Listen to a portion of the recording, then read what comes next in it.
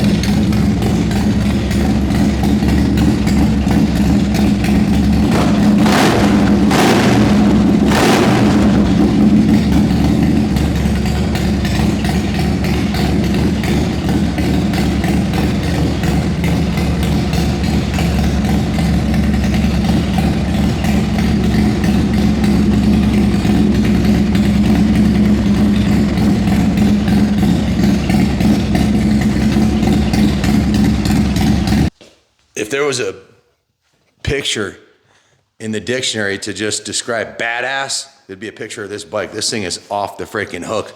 My 144 horsepower Road King, I was out on the one that you built for me. I was out on it yesterday. I felt like I was getting dragged by a giant rubber band down the street when you crack the throttle in second and third after it starts burning rubber all the way up the street in first because it won't even hook up. It's got so much power and torque. I can't imagine what another 40 horse and 30 plus foot-pound of torque is going to do. I mean, this thing, and it's so much lighter than mine too, because you got all the carbon fiber components. You know, you had mentioned, Matt, that the handling, like if you wished everybody had a chance to ride this bike just once because it handles and accelerates so much better. And because it does with the lighter, you know, with the suspension obviously, but then the wheels, you know, carbon fiber is great for lightweight.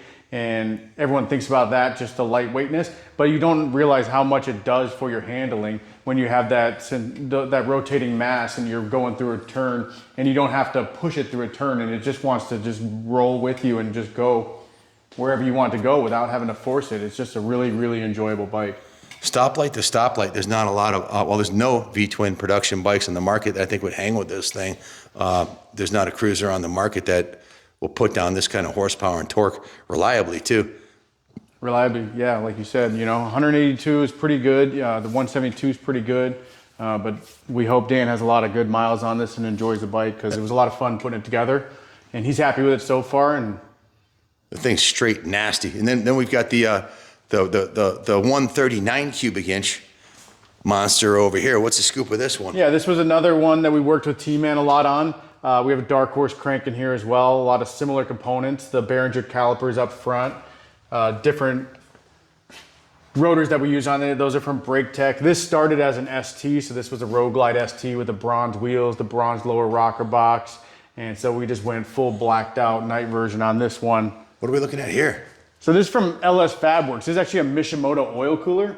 So we removed those two big headlights that you typically have in the Road Glide here and put that large oil cooler up top. And those small lights will equal what the stock headlight would do?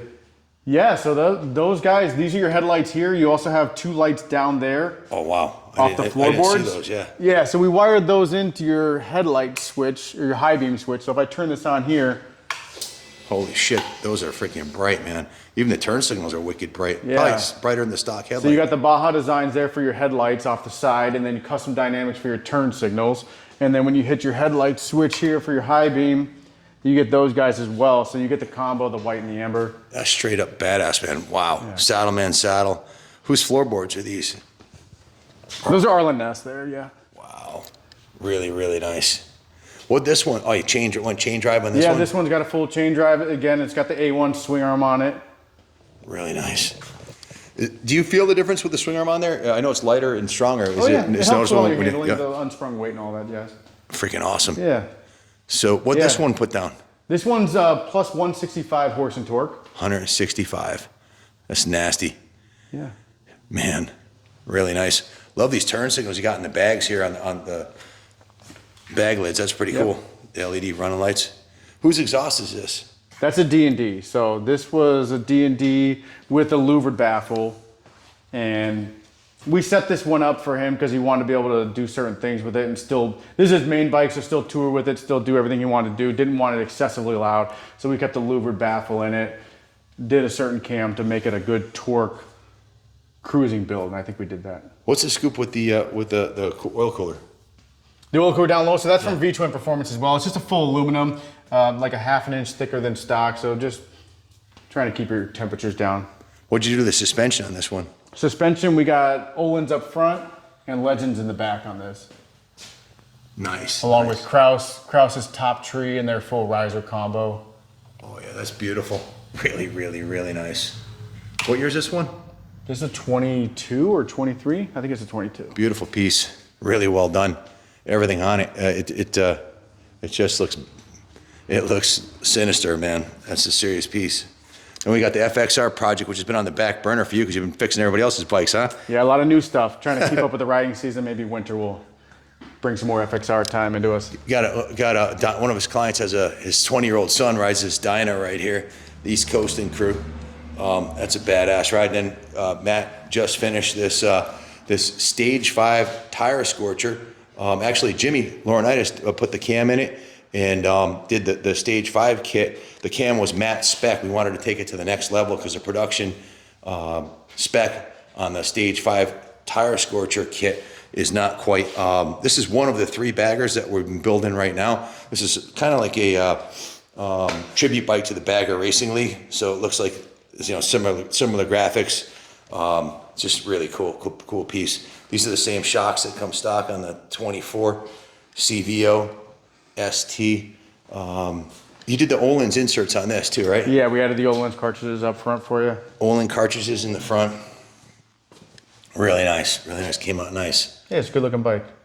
All the powder coating. The powder coating on the exhaust looks really nice. Yeah, it came out really beautiful. Yeah. So, looking forward to taking this one for a rip. But we built this one, and we built the 21 Road Glide that you got 144 horse and 160 torque. Mm-hmm. And then we have a 24 CVO in black, just like this, that Matt did Jimmy installed the pipe and Matt did the tuner on it. And that put down 128 with the Screaming Eagle tuner. For sure, definitely kick-ass production, the best production bagger I think ever made, right? They're really phenomenal. I can't believe it. And I've been putting a lot of time in this one for the last week as well, because we put a different tuner on this one, trying to get it to go.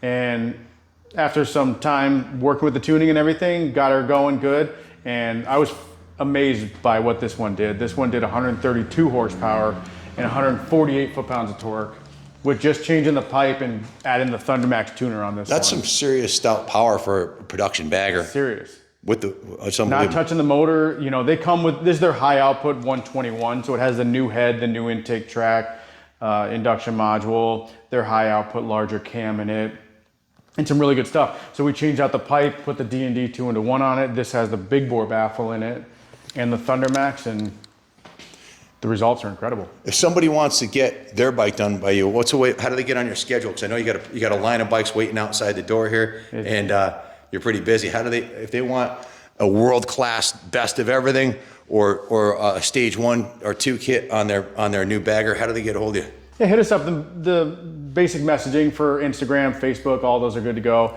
Email is good as well. Just give us a call. Let us know. This time of year, things do start lining up really quickly. We try to get started. If you're doing a large project like one of these ones, usually by Thanksgiving, we try to line that stuff up. So we have plenty of time between us and other shops that we may need their services on so we get you ready for springtime. Now, we're in Connecticut, and you've got clients shipping stuff from New Hampshire, Ohio, all over the country now, right? Yeah. There's not a lot of shops that can do this level of work here, that have the dyno jet room and can give them a report card like this one over here showing 182 rear wheel horsepower. That's a truth machine. No BS there, no funny claims. It's all right there. And look at that torque curve. It's absolutely freaking ridiculous. Right off of idle. Matt, thanks again for having us in the shop. Sir. Really looking forward to taking one of these monsters you built for us out for a ride. Thanks for watching, everybody. And as always, God bless United States of America.